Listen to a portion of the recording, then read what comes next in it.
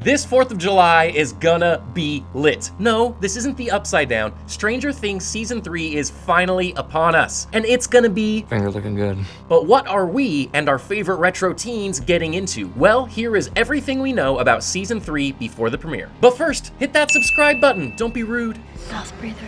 Netflix has released 2 full trailers going into the season, so we have a decent idea of what the plot will be. Obviously, some wild supernatural stuff is going to go down. After all, it is summer vacation in 1985.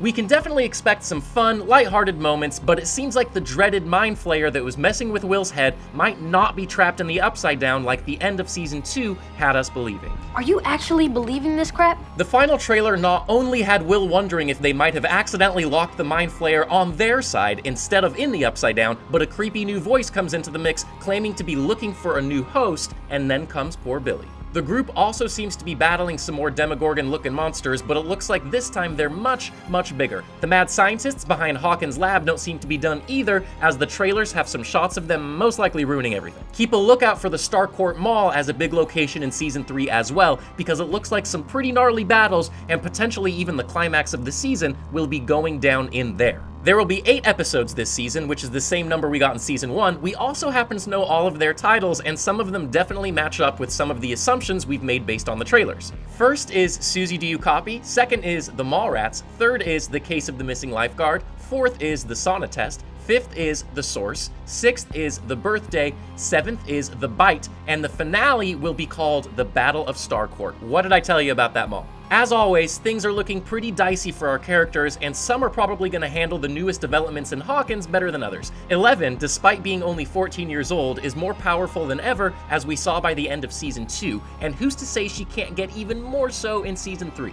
Bitchin'. She definitely looks prepared to defend her friends, but if the Mind Flayer is still around, that might get to her after all the work she put in last season. On the other hand, Mike isn't the greatest in a fight, but the kids would be nowhere without his strategic mind, and hey, maybe he'll be less temperamental and angsty now that 11 is back. Will is finally free from the Mind Flayer, or is he? Either way, his knowledge of the Upside Down having been connected to the monster is bound to help out the team, though he'll probably be sidelined with Mike during any fights. Joyce is definitely about that. When she's not having a panic attack about her son, and rightfully so, she and Hopper have been driving forces in exposing the mad scientists at Hawkins' lab. Not to mention they're both hella protective of their kiddos and have proven how badass they can be to keep Will and 11 safe. Luke and Dustin should be fine as long as they keep their feelings at bay, considering what happened last season with Max. Dustin has his knack for prep and research on his side. As long as he sticks with his buddy Steve in Season 3, he should be fine. As for Lucas, let's just hope he keeps the wrist rocket locked and loaded. Billy is clearly already in the hot seat as we see him being possessed by the Mind Flayer in the latest trailer, and he's also just the worst, so he'll definitely be causing some trouble for our heroes in Season 3,